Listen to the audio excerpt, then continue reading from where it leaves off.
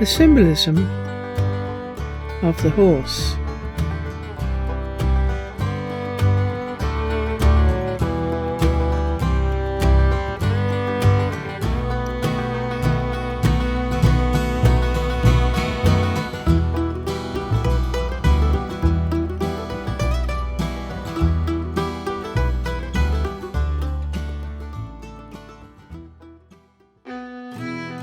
In numerous societies, the horse is the chosen means of transport for the hero, the knight, and the shaman magician. In other cultures, it is the divine messenger.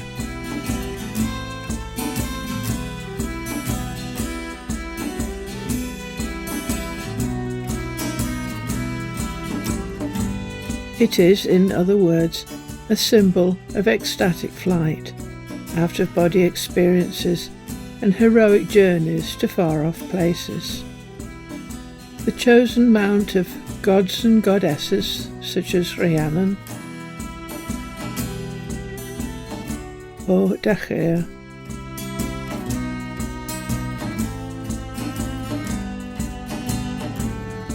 or Luch. Luch's horse and magic boat. Luch had a horse named Einbar, which could fare over both land and sea, loaned to him by the sea god, Manannan Mach Lia.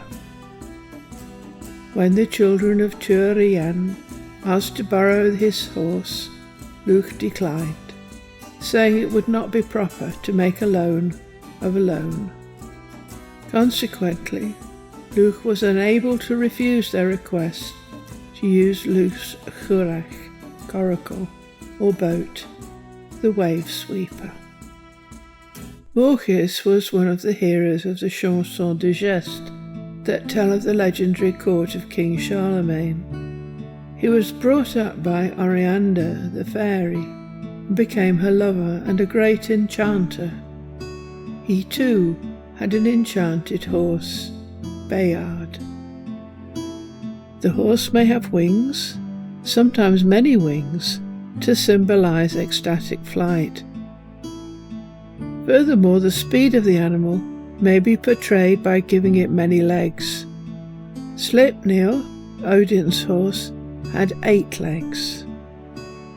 We have a video for the chariot, and the relationship between the horse, chariot and reins is described there.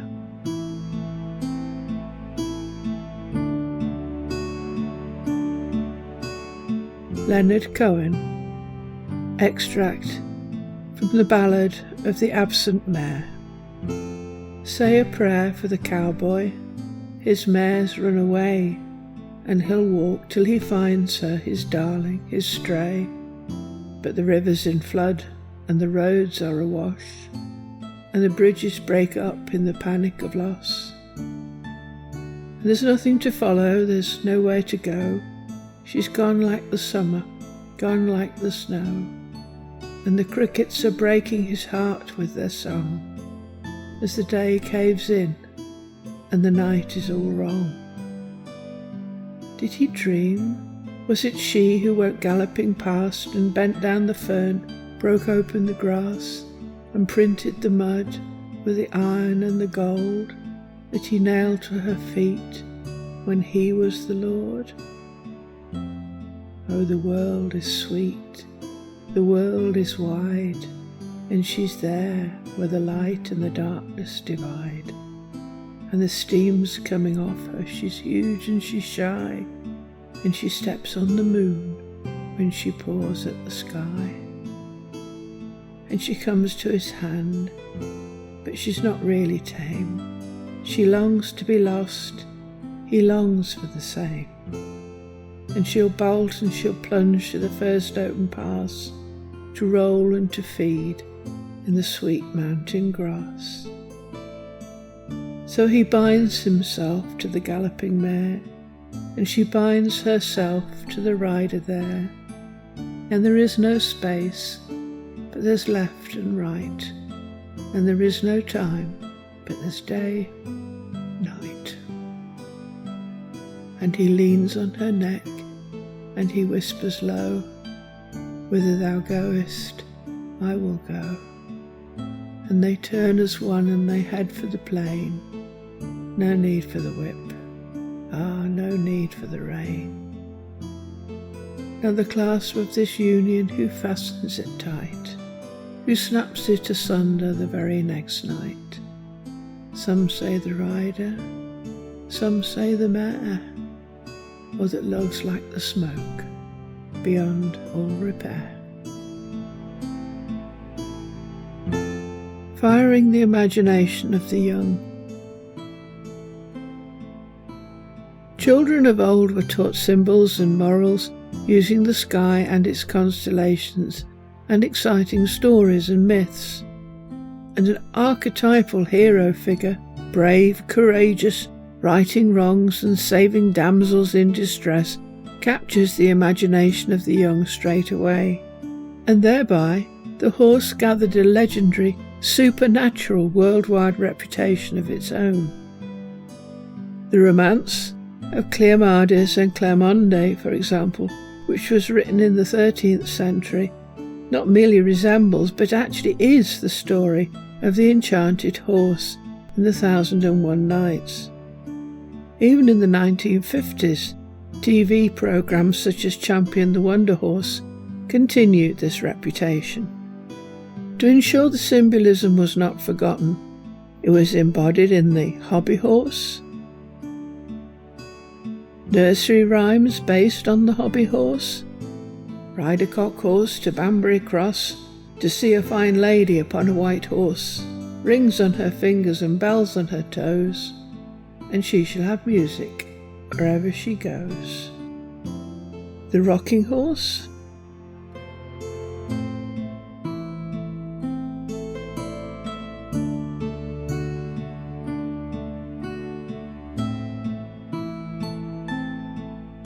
in fairground carousels,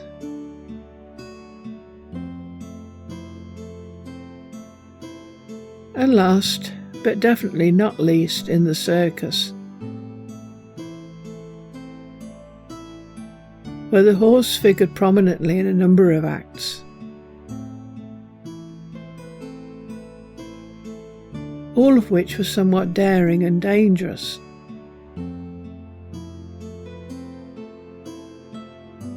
As befits a hero or heroine.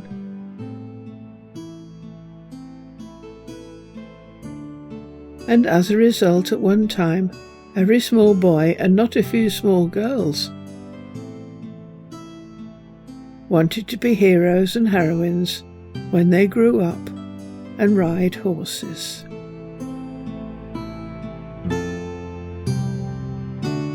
Pegasus.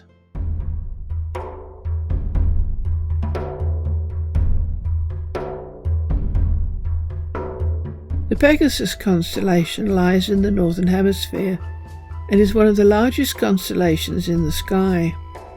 It was first catalogued by the Greek astronomer Ptolemy in the 2nd century and was named after Pegasus, the winged horse in Greek mythology, and the mount of the hero figure Perseus. The myth of Perseus in brief. In Greek mythology, King Polydectes of Seriphus lusted after Perseus' mother, Danae, and Perseus stood in his way, defending his mother from the king's advances. Polydectes sent him on a hero's mission to kill the Gorgon Medusa, not expecting him to come back alive. But Perseus beheaded her, and Pegasus was the white, winged horse that sprang from her neck. Pegasus even made it to Olympus. There, Zeus used the horse to carry his thunder and lightning, and eventually placed him among the constellations. Ancient roots.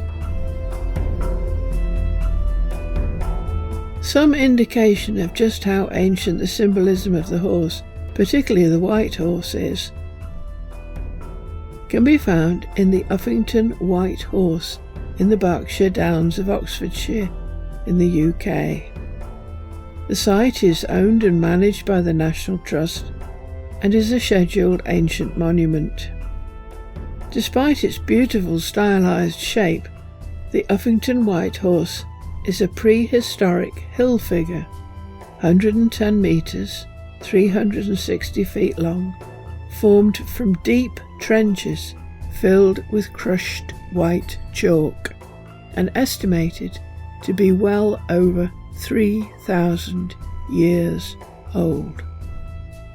Rather appropriately, the best views of the figure are obtained from the air, and it is by far the oldest of the White Horse figures in Britain. The Hob.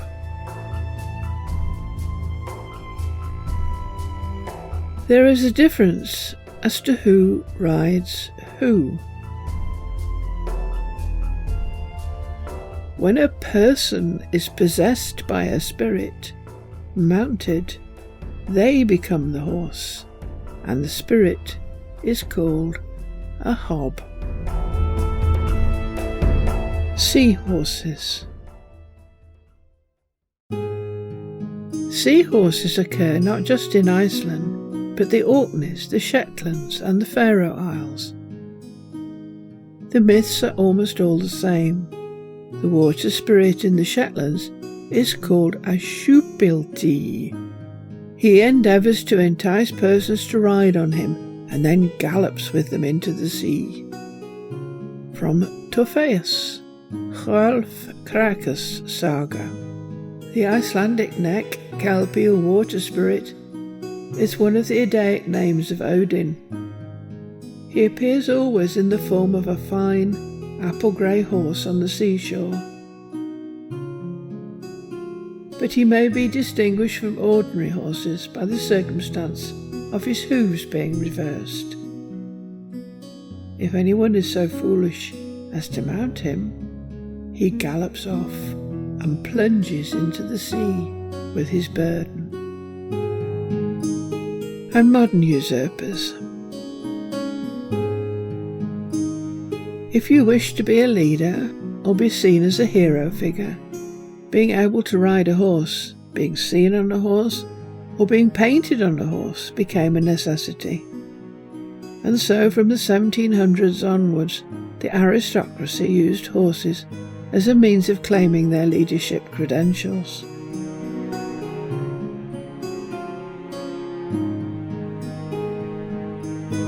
Horse racing also became popular, and since so many rich people were too plump to ride like a true hero, they employed jockeys to be substitute heroes, wearing their colours. But before that, there were just knights, and horses, and armour. From the knight whose armour didn't squeak. Sir Thomas watched the way he went. His rage was such he couldn't speak. For years they'd called him down in Kent the knight whose armour didn't squeak. Yet here and now he looked upon another knight whose squeak had gone. He rushed to where his horse was tied. He spurred it to a rapid trot. The only fear he felt inside about his enemy was not how sharp his sword, how stout his heart, but has he got too long a start? Sir Hugh was singing, hand on hip, when something sudden came along and caught him, a terrific blip, right in the middle of his song. A thunderstorm, he thought, of course, and toppled gently off his horse.